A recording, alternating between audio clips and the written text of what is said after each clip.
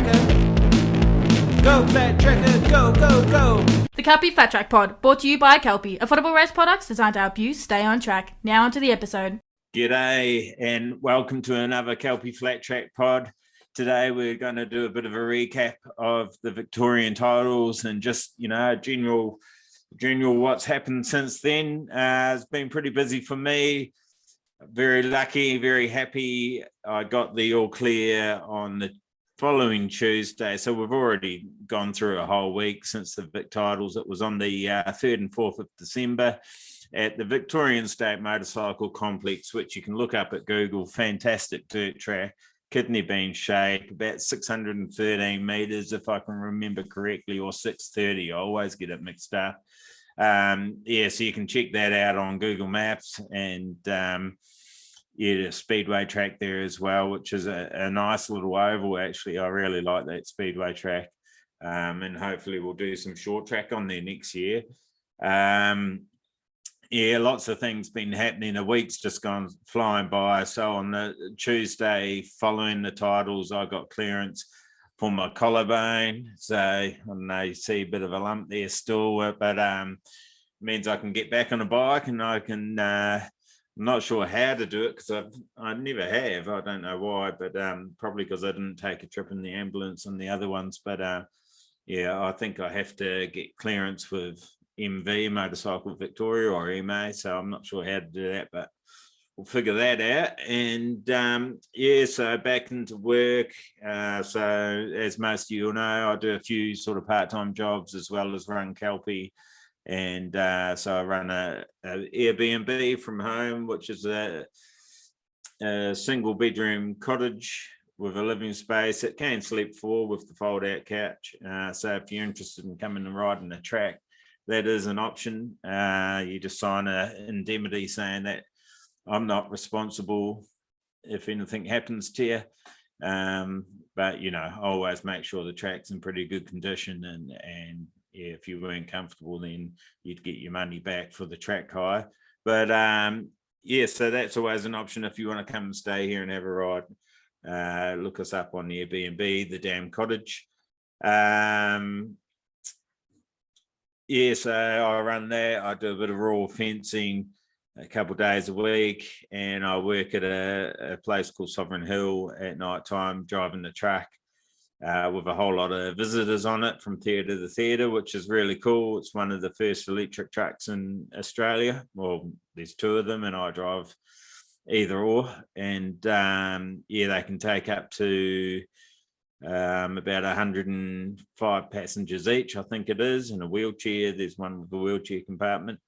And that's really cool. So I'm back into full swing with that. So I'll try and keep these pods coming, but things have just got a little bit hectic. And as I've announced a few times on the last couple pods, one part of establishing this business is to give back to our sport and show what's possible. I really believe that our sport should be elevated a lot more here in Australia, and I believe I can help do that. And one of the ways, or a vessel, is through businesses.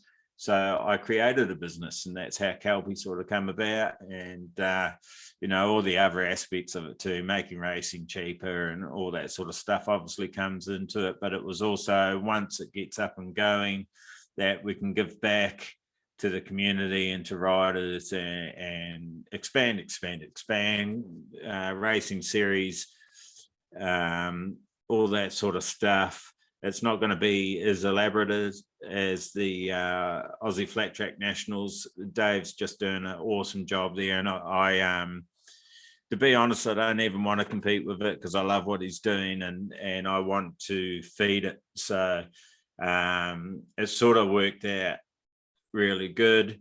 I knew when I was already planning of doing something in Australia, 19-inch base as a series, and then I heard about Dave, and then we got chatting, and I bought some pit shades off him and that sort of stuff. As Rise Activation can do all that sort of stuff for you if you need that. And yeah, so we got talking, and I knew what he was up to, and sort of just waited and to see what he came up with, and yeah, really love it, obviously, and huge supporter. We did a bit of partnering with them and handed out some prize money, a gate prize to spectators to help encourage spectators to come along. I don't know if it really did or not, but it's hopefully it encourages them for next year. I want to continue that on, Dave. I'll be giving you a call about that soon. I want to actually catch up with Dave, as I've mentioned a couple of times. Yeah, so, you know, moving forward, heaps of stuff going on with the team. We're going to have 2 pro riders who's at this stage, Zane Kinner and Brendan McCowett. Hopefully nothing changes. I think it should be all fine. I definitely have the green light with Zane, and I'm pretty 99% sure with Brendan too. So yeah, so that's awesome. So they will be paid to race, and that's sort of what the point is saying. You know, we want to give back to riders. They'll be paid to race a fee to race the AFTN. Actually, Zane was over in the weekend, or so Sunday night now, just so you know. This will probably won't be released till tomorrow or Tuesday, depends how I go editing. And yeah, so they'll be paid to race the AFTN. Zane came over yesterday and put on his wheel set, and yeah, Zane and I cut a few laps, which was really good, and we sort of got it in. Now it's pouring down with rain. Like, oh, the weather's been unbelievable. Really hard to work my track in that too. Luckily, I had time. We've had a few nice days, probably about 4 or 5 nice days, where I had time to grade it and get it back into shape after making a disaster of, excuse me, ripping the track and got really muddy and thought I'd give it another go, but yeah, it was a bit stupid. Bogged the tractor. Story goes on. If you're wondering why I'm so red in the eyes, it's hay fever season, and I suffer badly. So yeah, I hate this time of year, to be honest. It sucks. But and it's also 10:25 at night, which doesn't help. But yeah, so Zane and Brendan are our pro riders. I'm stoked to have them on board. They're both awesome, deserving riders, and we're going to give it everything next year, and hope they can kick some personal goals and their racing goals, and maybe some other, increase their fitness and whatever it is that we're going to aim to tick those off their box. And we're a team of 5, 6 if you include myself. I'm not sure how much riding I'll be doing, but the other 3, young Kelsey Jensen, who just stepped up to seniors for the Vic Tittles, and did I even write that down? I don't think no, it's not written down. But anyway, I'll talk about that in a minute. Yeah, so she's a great young rider, up and coming female rider. Really, gender doesn't matter. She's just a good rider. So, and she's got a lot of potential. So I first met Kelsey on a coaching day, Positive Throttle, which is Wayne Sullivan, who we need to get on here actually. Yeah, he did a lot of dirt track and sort of moved out of dirt track a little bit, but I know he misses it and still loves bikes, and he was up at a track day today. I saw on social medias on the road circuit. So yeah, it'd be great to have a chat with him. So we're I met Kelsey at one of his days and was doing a bit of coaching with her, and yeah, sort of just stayed in touch ever since then, and just she's a good fit, you know. Wants to learn and wants to progress and wants to win, and she's just got that fighting spirit, and that showed at the Vic Titles, which we'll talk about a bit more. Taylor Borshman is another development rider. So these 3 riders are called development riders.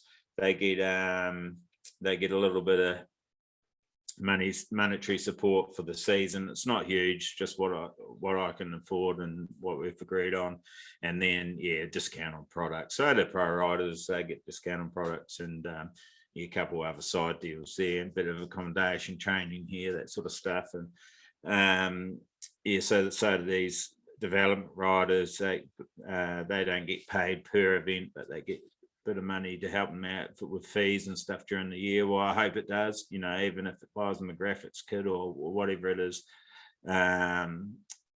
So Taylor Borshman is on board as well. She is also Brendan McCowart's partner, and I've been working with Taylor for a while too, and just watching her confidence grow. And I hope giving her support will help her push herself even a little bit harder. See a lot of I don't know how you would say it, but there's a lot of potential for growth in Taylor, and I think she could be a really great racer, and she has come a long way. I mean, she's twisting the throttle a bit more. She's always ridden road bikes for a long time, legally on the road. I'm not so sure about track days, but so she just loves motorcycles. It's passed down through her dad and everything, and I just wanted to back Taylor and help her grow and watch her kick her personal goals. I mean, for someone that's so new and is getting quicker and quicker each meeting, I'm really proud of Taylor. She entered the Australian titles this year and did really well. Had some great battles and there's a lot of potential within Taylor. So looking forward to revealing that and seeing what more she can achieve. Again, she did the Vic titles. She wasn't quite feeling it, she told me, but did a great job. And last but not least, young Nicholas Berry. Now, this was a tough one because Nicholas is a gun rider. I've known Nicholas since I'm pretty sure he was 5 or 6 when we first met, and when I take my girls to the track. And he's had a few challenges through life and epilepsy and stuff like that, and this kid just loves to get on a bike and give it to it, and he definitely deserves a spot on the team. I was a little bit worried about putting him in a pro spot straight away, so we're going to do a development year with him. Don't want to put too much pressure on him because I'm sure he's going to do that to himself, stepping up to seniors. So great to have Nick on board and his dad Dave, and obviously Rod and Kirsty as well, Jensen. These guys, I should have mentioned that before. Kelsey's, I think she's 16 going on 17, and Nick's not far behind. So great to have a couple of young guns on there, and really looking forward to what the whole team achieves together, and we're going to have a few training sessions together, and maybe they'll give me a run for my money and show me how old I am getting. But I do love a challenge, and I'm pretty competitive. If you ask any of my family members, I don't give it to them easy. So although Zane had a pretty easy day yesterday, because I had my first mountain bike ride back. My mountain bike's a little bit cactus at the minute, so I borrowed one of the dudes in the group I go riding with, and borrowed his beautiful dual suspension bike, and thought they'd take it easy on me since I haven't been on a pushy for 4 months, I think it is. And we punched out 32 Ks, and I will not lie, it just about killed me. But great to be back on the bike, and I was really annoyed with myself, and that sort of that I struggled. I did it, but I struggled. I had to stop at one stage and have a big rest.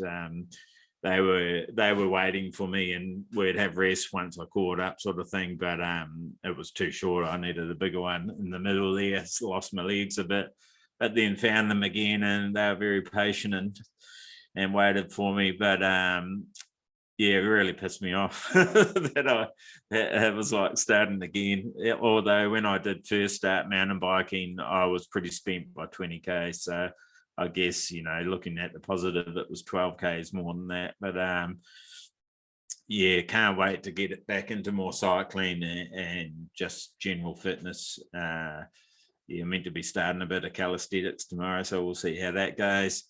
So the team's really exciting. That's ticking another goal off the box for Kelpie. That's one of the major reasons started the business, was to be able to do something like this, and I hope the guys all appreciate it and they're all excited about it. And they were all entered in the Vic Titles, and I'm really proud of them all. They went really well, ups and downs. Macau had a bit of a stack. I think Dan might have even had one. I know Dan, we'll talk about that a little bit more into it. But the girls went really well. Also, I don't want to let too much out of the bag until we start getting into it. So why don't we do that? So the Vic Titles, 2022 Victorian State Motorcycle Complex at Broadford. Fantastic weather, absolutely fantastic weather. Almost too hot, unfortunately, which makes it hard. I was really impressed walking around the pits on Saturday. So it was a Saturday and a Sunday. A lot of the riders came prepared, had fans and towels and ice and all sorts of stuff to keep the temperature down. I didn't see anyone running in and out of the shower, but I've seen that in past meetings on hot days, which is a good idea. And it was just beautiful weather. We were, I was commentating, which is my first state titles that I've ever commentated. I've only done a little bit of club commentating, and I sort of put my hand up as a bit of a sponsorship proposal that we'll do it. And normally the club would hire Peter Baker, I think it is. I think I got his name right there. I really appreciate that opportunity, and I hope I didn't stuff it up too much. I had a bit of trouble with names, and there was a couple 122s. Which I didn't realise in the one class. I think it was Pro 450, and so that got me a bit confused. I'm easily confused too, anyway. But I really enjoyed it, so I hope everyone enjoyed the job I did, and can appreciate we will start somewhere. I haven't got all the stats with me, unfortunately, because I can't find them on Speedhive for some reason. So that's a bit weird, but the Harley Club released, excuse me, some stats. So I'll read them out. There's a few lap records broken in 3 classes. In the 85cc 2-stroke 154-stroke, 9 to 12-year-olds, Tommy Wright set a new record time of 28.221 in race 9. The previous record was held by Noah Grabham at 28.690. So, that's an 85cc going around 612. I'm pretty sure it's 613 or 630. I'm pretty sure it's 613, but like I said, I get them mixed up. Meters, and with a right-hander in the middle, not just an oval, which is pretty damn quick. 28 seconds per lap. So in the sidecars, the Frame Bryant team, they broke their own previous lap record, which was 29.646, with a 29.511 in race 13. Fantastic to see some sidecars back. We don't get them generally at normal meetings. I have seen them there at Vic Titles in the past, and it's great to have. I think it was 4 or 5. There must have been 5, and then 1 or 2 dropped out throughout the meeting. In the women's class, Taylor Street broke her own lap record, which was 28.187 with a 27.448 in race 14. So that's fantastic. Taylor was on fire, had some great battles. The fastest lap for the weekend, though, was by Remy Fife in the Pro Open class, race 88, which I think was the final. And where are those stats I've written down here? There was 89 races overall. Yep, so it would have been the final of the Pro Open class. And funnily, he didn't win it, so that's probably letting the cat out of the bag a bit there. But or you would have, most of you guys would have seen the results on social media anyway, and people that were celebrating the riders that did win. But you can't take that away from Remy. He got a 26.25. The current record holder for that class is actually James Davies on a slider. I'm guessing, James, you could always correct me if I'm wrong, with a 25.144. So, still a bit off the record there, but it was the fastest lap for Remy, 26.250. So fantastic. The overall fastest lap around Broadford is by Dakota North, and that's in the slider class. So on a dirt track slider, which if you listen to the James Davies podcast that we did actually on the Saturday night, we sort of talked a little bit about the insides and outs about the slider class. And that was in 2019, and that was a 24.450, which is bloody fast. That's really fast, incredibly fast, actually, for 600 meters. So and the Harley Club congratulates all the place getters for 2022. Since we were talking about the Pro Open class, I'm gonna announce the top 10, because I think it was an effort, and a well-deserved effort, to get in the top 10 of all those finals. There was 2 finals. So actually I did have some stats I wrote down. There was over the 2 days, there was 89 races. There was 14 classes, and there was heats. So there was actually 3 heats of each: Pro Open or Open Unlimited and Pro 450. So yeah, pretty good turnout for a short notice event. I think I've mentioned in another pod too that this was sort of brought up because the Broadford 100, which was meant to be a dirt track endurance race, never went ahead, unfortunately. And so there was a few members saying, "Come on, can we host the Vic Tittles?" And the answer was, if you can make it happen, let's do it. So those people that were wanting it, put in the effort. Sort of a loose subcommittee happened, and it all came together. So, which is fantastic. So Pro Open class was won by Mick West. It was the only slider in the class. He came back. I actually watched the video. I thought it was from like 6th or something, but I think it was from about 4th. He came back and won it into 1st, and it didn't look like he was going to. It's funny, you'd think I'd remember everything, being commentator and sitting on the side and that, but after 89 races, everything's all mixed up in your head and mismatch, and it's actually really, I'd have a lot of respect for commentators, put it that way, because it's it's bloody it's a hard job. I really like that guy on Tapes Up that does the DTRA productions. I really like his work. I wouldn't mind having a go myself at some post production after the meeting, when you get to watch the clips and do it that way. That would be great. So in second was Remy Fife, and in third was Coe Lewis. I'm pretty sure it's his first season as a senior this year. Fourth was David Smith from up in New South Wales. Fifth was Zane Kinner. Great result for Zane. He was having awesome battles. I know he hurt his knee a bit in one of them.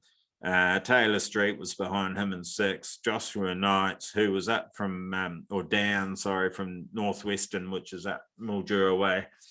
And he just got offered a bike and came and did it. And I had a couple chats to him during the weekend, and he said, dirt track isn't really his discipline. He just likes, if he gets offered a ride, he turns up, and he was pretty competitive, so that was impressive.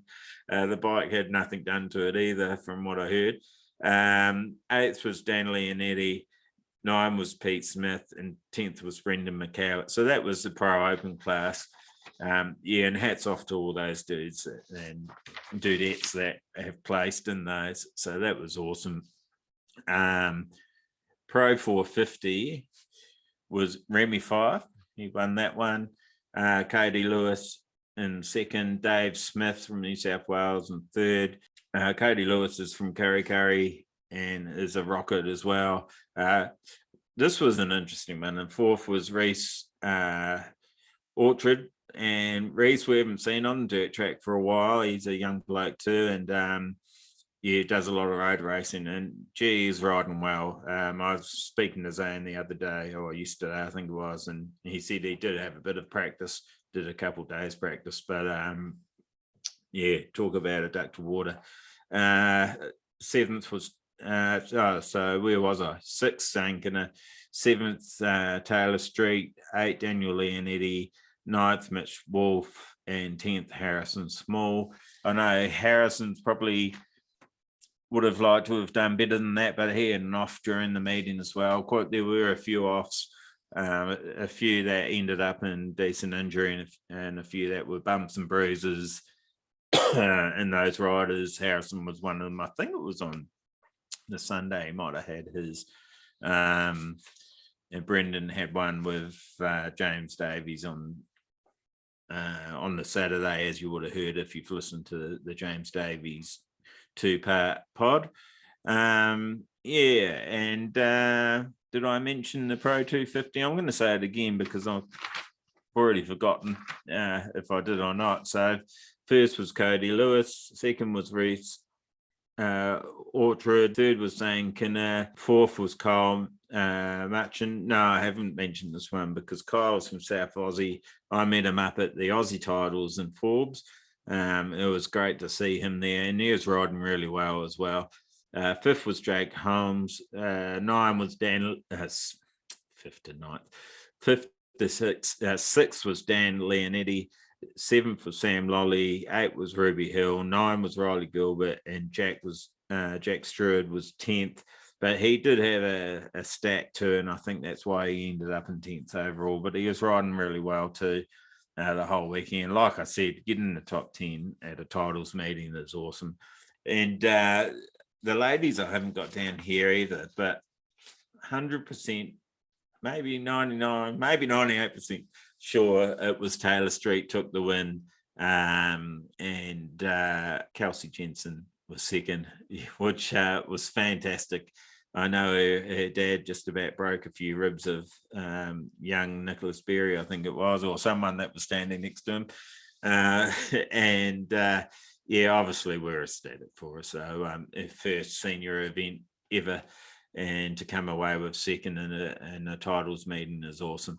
And then Laura Saxon from up New South Wales was in third, and I think it was on a countback. I didn't really understand how countbacks work. I've heard the term thrown around a lot, but yeah, her and Kelsey were battling just the whole meeting, and Clear Day, I think it is, was also in the mix too, and yeah, Kelsey and Lara were definitely battling for second pretty much the whole meeting, and I think Kelsey just sped it to it on the countback because she got 2 seconds in a row over Lara. I think that's how it works, something like that. Correct me if I'm wrong, like I'm not good at that sort of stuff, but the overall result is the right result. Was all scored through the mile laps and everything, so I know it was all good. Yeah, so the women's racing I actually found very entertaining. It was pretty good close racing, and yeah, the battles were just intense. The pro classes, the Pro Unlimited and Pro 450, the same thing. Yeah, it was just from the get-go, 250 the same, just awesome dirt track racing. Really enjoyed it. So this is not on 19-inch setup. It's on like American setup. It's on the Aussie dirt track setup, which is 2118. Most people are running, or 2119. Jack Stewart, I know, uses 2119 on both his bikes. Dan Leonetti in the 250 class was on a Kelpie. So was Jack. So we are. This is hay fever. This is my life. You're coughing, you're rubbing your eyes. It's bloody pain in the ass, blowing your nose.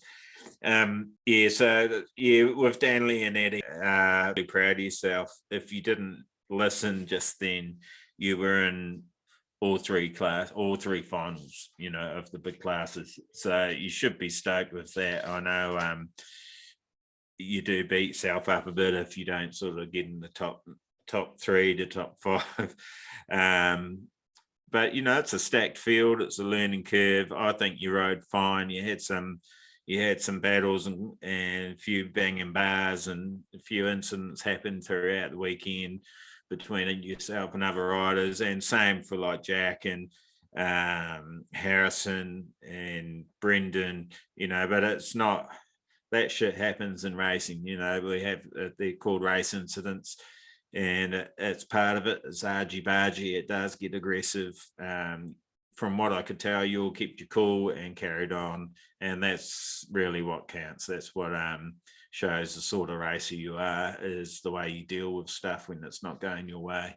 You're not throwing your helmet on the ground and smashing a $500 helmet or anything like that. Be mature about it. Suck it up, princess, they say, and move on and make sure the next one sticks. I know Zane hurt his knee. He think he went up against the wall, and he was saying to me yesterday, he came in and sort of just threw his bike down. He was sore and a bit pissed off and stuff. And then he had a leaky brake reservoir, but I think it all just tightened up and it all stopped, which is good. Lucky for him. I've broken a lever that way and a peak on the helmet and stuff by not practicing what I'm preaching. So anyway, over the 2 days, it was just an awesome time.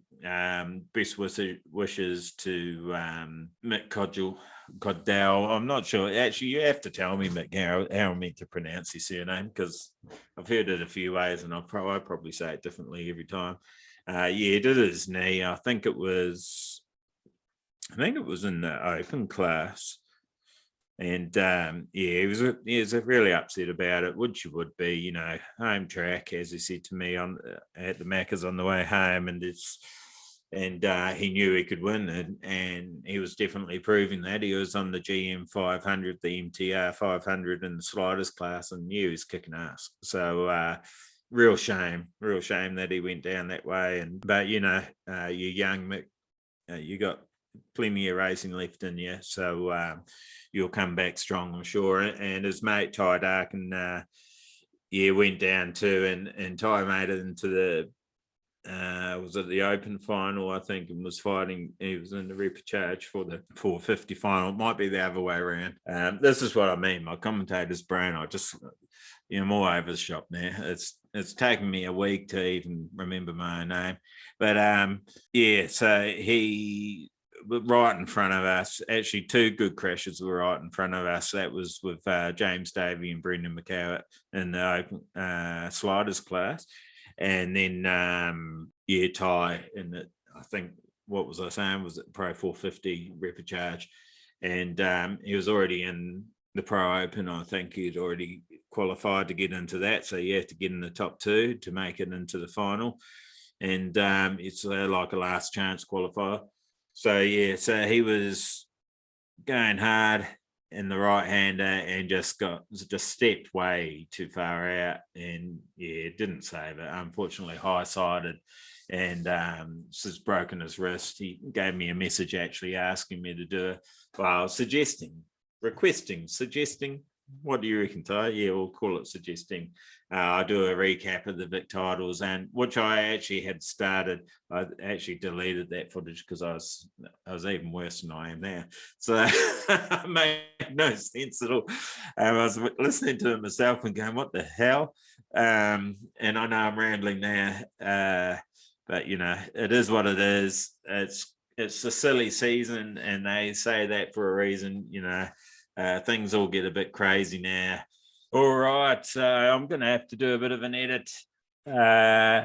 Yeah, I messaged Brendan to find out about how I get all the results, and I believe they were on Speed Hive, which they are. So it's just I was looking in the wrong place. You had to go under MX, and I think I was looking in all events or something like that. Yeah, I'm not that great with all this sort of technology stuff, but we're going to start from the top, so I can tell you all the classes and juniors. Yeah, we'll be able to mention you guys now, which is fantastic. So through the pod, I probably won't edit those bits out, but maybe I will. We'll see how I go.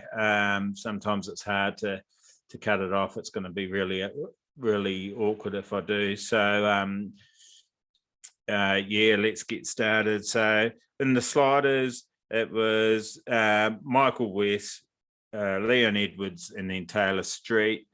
So that is your final three. Sorry, this is going to take a minute. 65cc, 7 to under 9 was George Holmaveth, Freddie Coote, and Cooper McGully. Junior 250, Nicholas Berry, Riley Plum, and Ezra Simpson. It's pretty funny. I was calling Ezra extra the whole time because there was a misprint there, a spell error. So that was pretty funny. I already mentioned the Pro 250s. Vets 40 plus was some great racing in the Vets 40 plus. Mitch Wolf took that one out. Tony Nagel in second, which was great to see Tony on the bike, and Harley Club member Adrian Leonetti in third. So awesome work by those fellas. Div 2 50cc's. George Holmaveth, Dane Greaves, and Jagger Mullins. Well done to you guys. 85cc, 12 to 16 years of age. Riley Plum and Caden Bunworth, they were the only two in that class. But great work, guys, getting out there on your bikes. Pre-90s, Joshua Knights, who we mentioned earlier, Brendan McCowett, and then Jody Mason. 85cc, 9 to under 12. I'm pretty sure this one was the fully stacked one. Yeah, it was. So Thomas Coates, Tommy Wright, and Jed Fife. They're your three top place getters, led by Thomas Coates. Sorry. Pro Open, we've done 65cc, 9 to under 13. First and Tommy Wright, Harley Club member, Jed Fife in second, and Mitch Carrott, another Harley Club member, in third.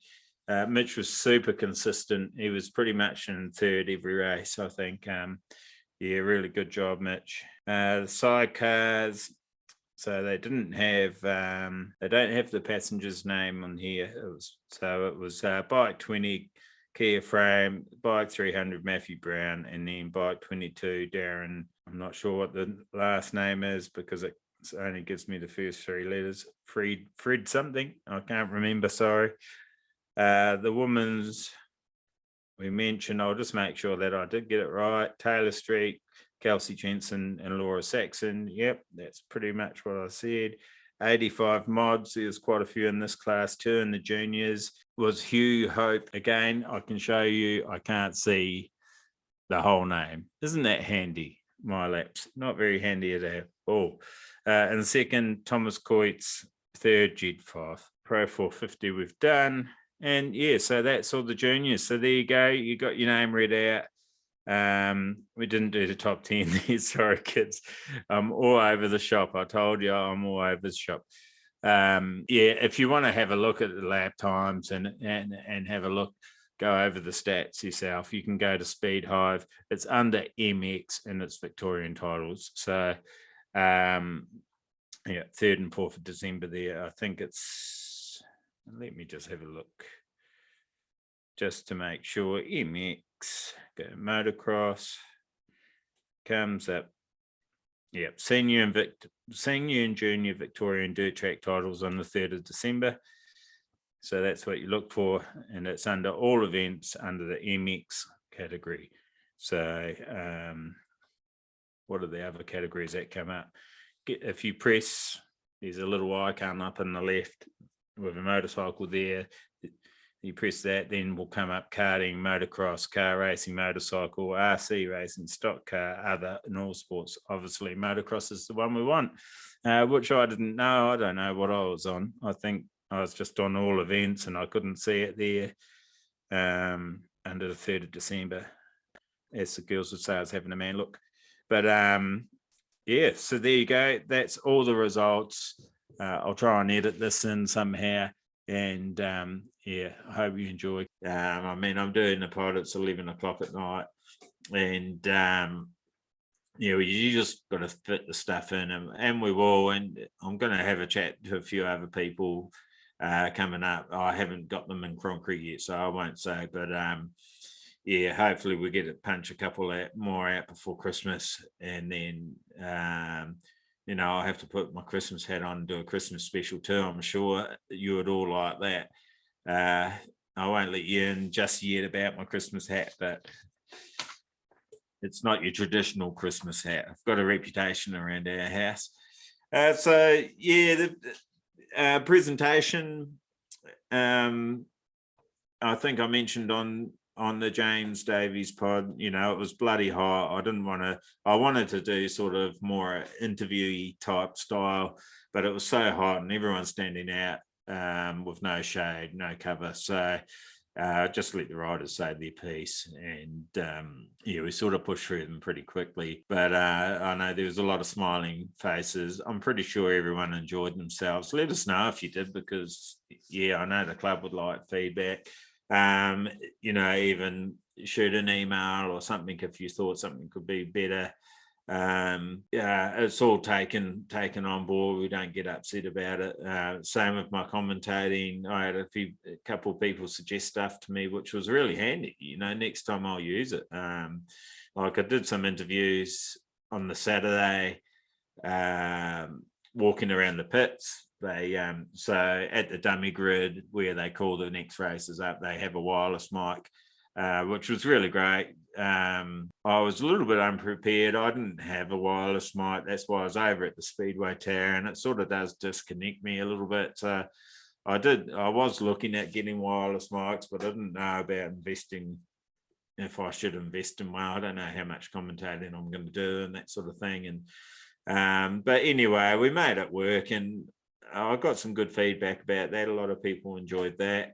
But one of the tips actually came from Ricky Fleming. I'm sure you're smiling, Ricky, that I'm mentioning that. And, you know, he was saying to me, I'd go around getting notes, riders' information. Sorry, something in my teeth, and it's really annoying me because I can see myself on the camera.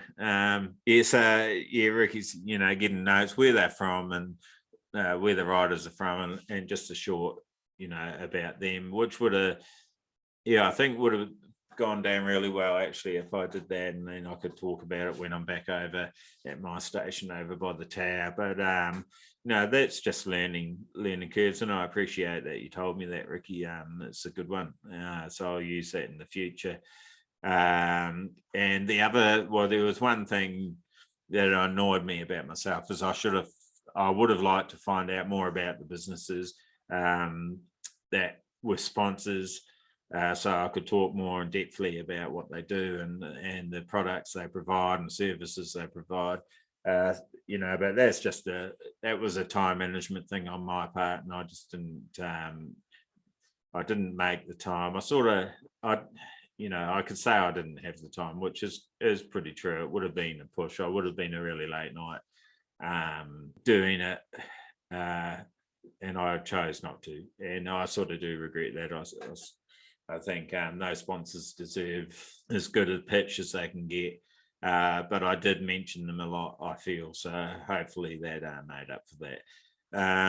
Yeah, so, you know, these events, they don't put themselves on.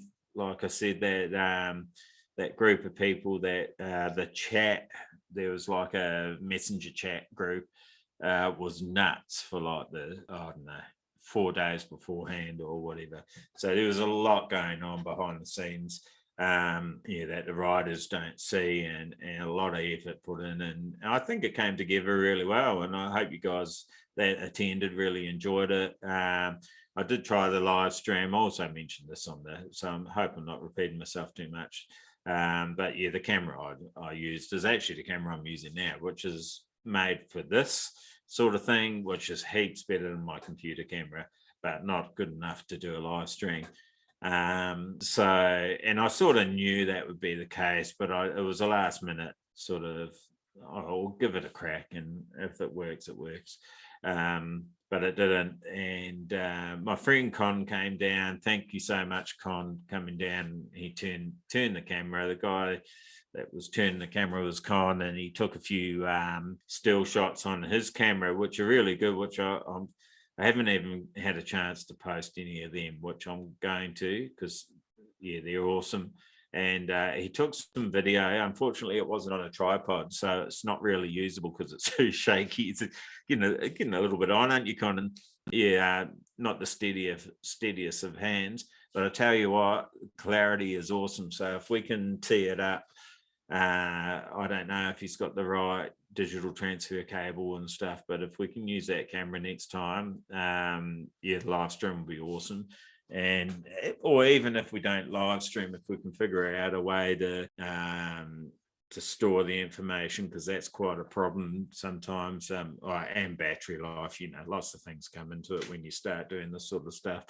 But yeah, we'll figure something out, whether we just do the finals or the sort of feature classes, and I hate doing that because I know the kids really love to see their classes and that sort of thing. It would just depend on what event it is, and maybe it's the last race of the day for each junior class or something. I don't want them missing out, because that footage too they can use just like any other racer uses to improve and see what they're doing right and wrong and that sort of stuff. Hard thing is with taking footage is, and you'll watch, most footage you'll watch, it sort of focuses on the front of the pack. So if you're not in the front of the pack, it's not really, it's not as good as mum and dad's footage where they'll be following you. So yeah, it depends what you want to see it for. If you just want to see yourself on the camera, then yeah, there's a good chance there'll be a shot somewhere with you in it. But I don't know, all these, they're pretty, you think something's so simple and then you start doing it and it's actually so complex. You don't want anyone's feelings to get hurt, and especially in the juniors, because the kids are the future of the sport. I hope doing the things that I'm doing is being a role model, and they'll carry it on. Someone will carry it on after, and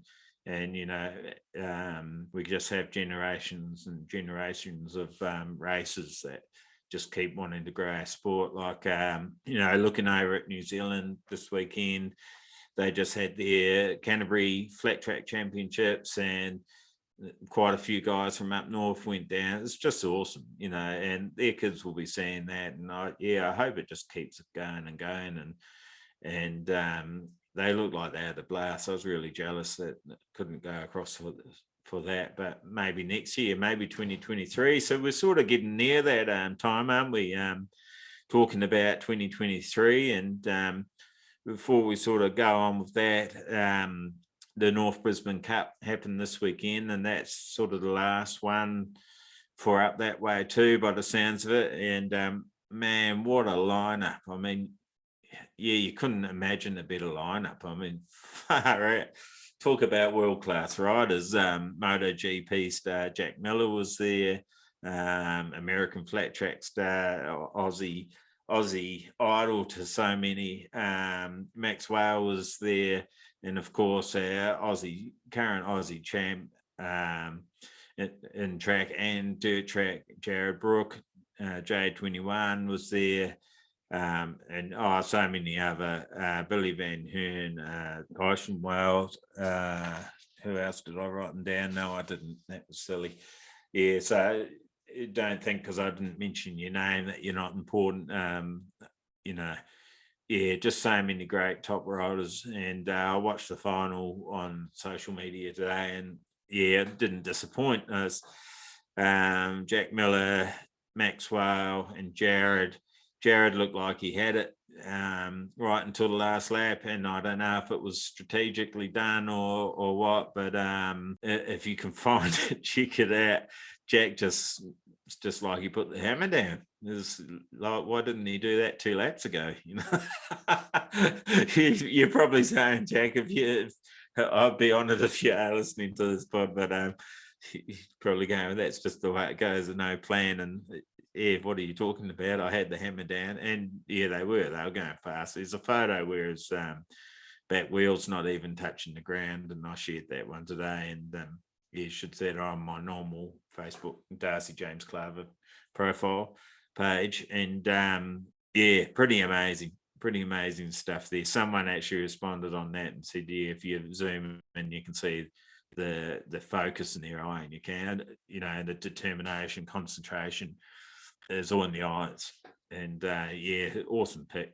Some really great picks coming from that event. Also with the Vic Tittles, just backtracking a little bit. Colin Rosewarne, who was a class sponsor, also go and check his page out on Facebook. Heaps of great pictures on there from the Tittles.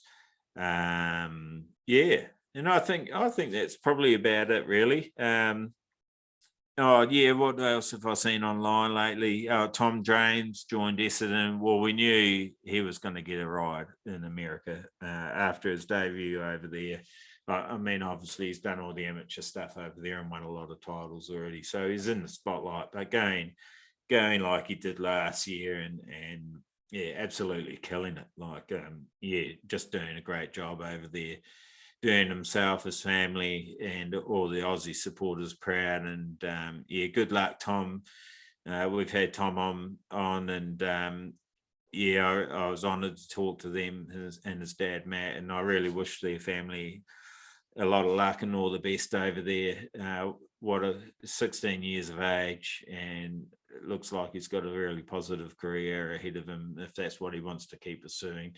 You know, and I hope you listened to James Davies' podcast I didn't actually mention that on the Saturday after racing. I went out for tea and then came back, and then we did a pod with Brendan and James, and yeah, it was really awesome. Felt pretty natural and easy flowing.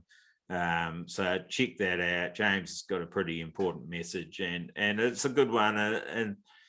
And I probably don't promote this enough too, but you know, racing, it's a double-edged sword, isn't it? Because I want there to be a pro element in Australia and New Zealand where people can earn money if they want to earn money from racing, but you don't want it to be fun either. You don't want to kill the you don't want it to be fun. You don't want it not to be fun. You want it to be fun. Yeah, you don't want it not to be fun. You don't want to kill that passion for someone. You want them to be riding, or we want to ride because we love motorcycles. We love riding our bikes. We love racing. We love the competition. Once you lose that, yeah, it can cause a lot of problems, as James was saying, you know. Yeah, so, you know, be conscious about that while you're doing it. If you have to have a break, don't feel guilty about it. Have a break, and you know, go bush riding or reunite, rekindle that love for motorcycles. I think, yeah, that's a big thing that I don't really promote on here, is that we're all here because we love motorcycles, even if it's not race. Even if it's not racing, you know, I always loved motorbikes before I loved racing, and I inherited it in through my dad. And I actually asked a question on one of the other pods, see what the connection between Jack Stewart and the Jack and Heath Stewart pod is between Aaron Clifford's pod, Aaron Clifford from Griffith in New South Wales, and it is that their dads went into racing or into motorcycles. And to me, that was odd because that's not very common. Like a lot of us inherited the love for motorcycles through their mum or dad, usually dad, you know, but there is the odd occasion where it's through their mum. I've met quite a few mums through my time in the motorsport side of things that they've either separated from their husband or have been widowed or whatever, and they've kept it going on with their kids and for themselves, and that's fantastic, you know. Yeah, hats off to them. But most of us, or most people I've talked to, will say that, you know, their dad was into it. But those two pods, yeah, really surprised me actually, because yeah, they both just their dads weren't into it. Well, that's what they told me, and I believe them. And yeah, but they were, and they love it, and that's fantastic. And that's, you know, that's why you should be racing first and foremost, because you love doing it. So yeah, money is irrelevant and all that sort of stuff. I just would like to see that happen over here. Yeah, because I think, you know, talent should be paid for. Like if you're talented at something, you should be getting paid to do it. And that's just my mentality. That's the way it is. You can agree, you can't, you know, or you don't agree. That's fine. I respect your opinion. But yeah. So 2023, obviously, AFTN is where it is for me. That's the one that I want to concentrate on the most. I'm hoping to get, it's called the Kelpie Flat Track Cup. Kelpie Flat Track Cup. I don't even know what my own series is called. The Kelpie Cup, and it's a 21, 19 or 19 only class. And it will be an add-on to club events. I've got a couple of clubs that are pretty interested. Hopefully we're going to pull it off. If we don't, I'll keep trying, and we'll make it happen.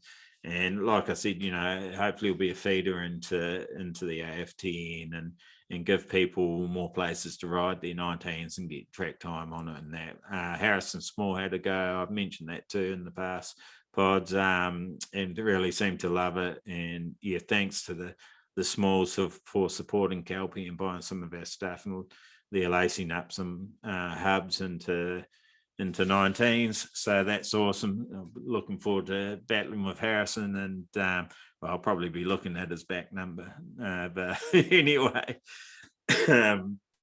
yeah, we'll all be getting some seat time on them, and it's going to be exciting year next year, I think, for the 19 side of stuff, and just racing in general. Bathurst have gone and put a 19-inch class, and it's a trotting track. So, yeah, I can't wait for that.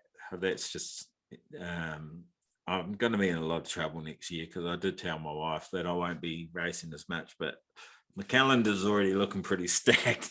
Started mountain biking, starting calisthenics. I'm going to be in shape with any luck. So no excuses. Yeah, it's a Bathurst. Really excited that they're putting the 19 class in there.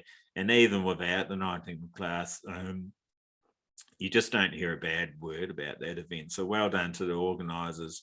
And obviously, you know, the trotting tracks, we do have some dirt tracks around that are around that 800, 900 mark, but the radiuses are different. So, yeah, the corners aren't quite as fast as a trotting track like that. Those radius of the corners a bit slacker, so you can just hold it open a lot harder. So, well, that's definitely what we found with Oyen. I'm hoping Oyen comes yawns again.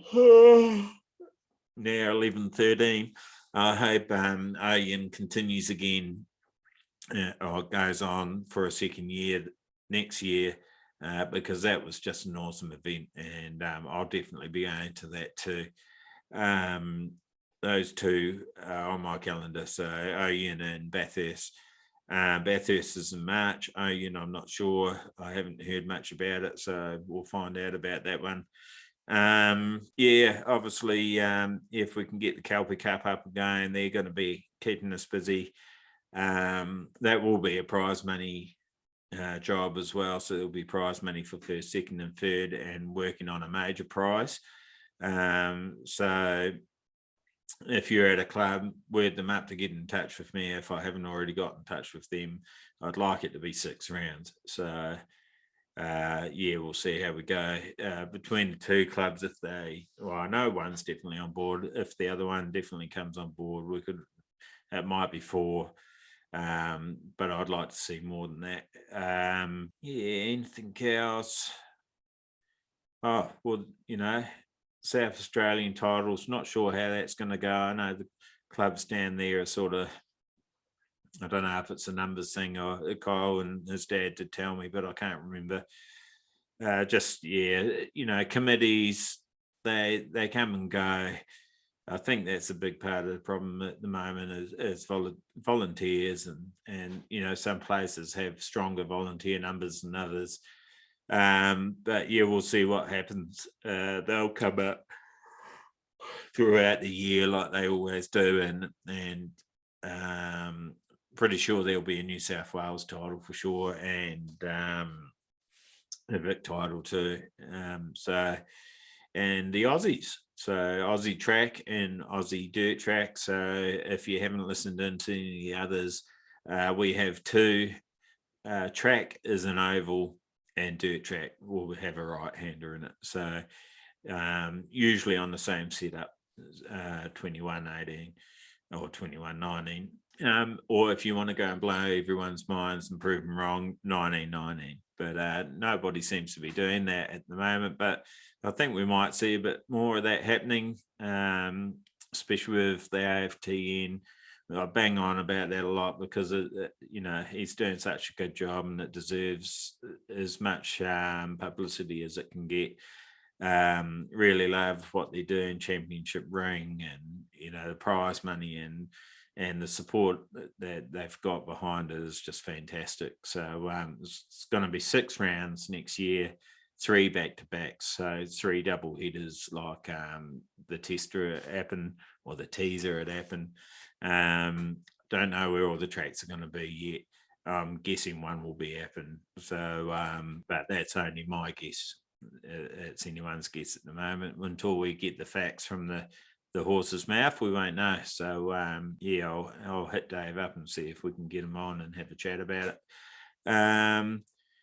So I think I've probably banged on long enough. I hope it made sense. Like I said, I'm a bit of a scatter at the minute, scatterbrain, and just really ecstatic to be back on the bike. I was a little bit nervous, to be honest, and just had a ball. We really did have a ball, and happy to be back on the pushy. And I've probably been a bit slack on. Well, I definitely have been too slack on the fitness size of that ride. I actually rode the mountain bike in the morning and then came home. We sort of set up the 19s together, and I had a couple old tires here that Zane put on, and so walked him through that, and then he put the hardware on himself while I was watering the track. And but by that time I was already knackered, and then we rode, I don't know, an hour or two or something like that, maybe a little bit longer. And then I got with the family, and we went up and to Christmas carols, came back, and I'm hanging to see Avatar, the sequel, actually on my birthday, which is this coming Thursday. And so we've booked me tickets, and I thought, it was only about 8:30, so maybe 9 o'clock, let's watch the first one just to get in the feel of it, as you do. And I woke up to it finishing. So definitely getting older. Falling asleep in movies on the couch. But look, it's been a great 2022. Really enjoyed it. It's not New Year's yet, so we're not wrapping up totally. And I'm sure there's more stories to go. But I hope you're all going well with the Christmas rush. Take it easy. Remember, stay calm. No point having road rage or Christmas rage or any of that sort of biz. If you need, if you're setting up for 19s for next year, give us a bell, can help you out. And if I can't, I'll know someone that can. And more than happy to lend you a hand. Just sing out. And tires, obviously off season. We've actually got gaps in our shelves, which I'm bloody stoked about. It means I've been selling some. Need to do a stock take, and might do that tomorrow, hopefully, and let you know how quickly you better get them, because Yeah, we'll see if we remake them or not.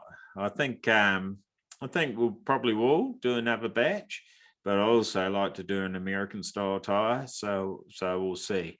But it just depends on demand, really. If you guys want them and you're liking them, then we'll keep making them. But if it's a struggle to get rid of them, then I probably won't continue them on, and we'll make an American style tie. But give me your feedback on that. What you want to hear, what you want to know, or what you want to see, or what you want to use.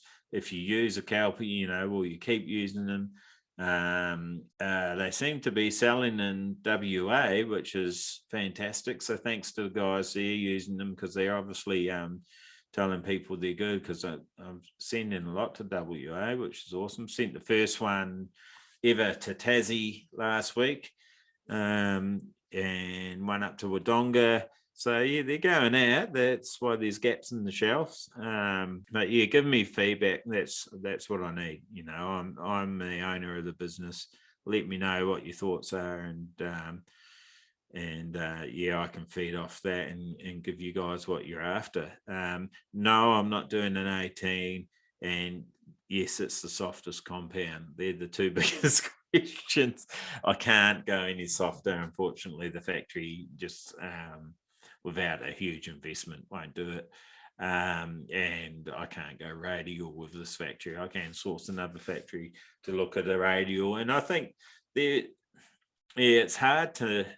really hard to know if those two factors would make that big a difference, because we know there's other soft tires on the market and people don't like them. So it's not just about the softness.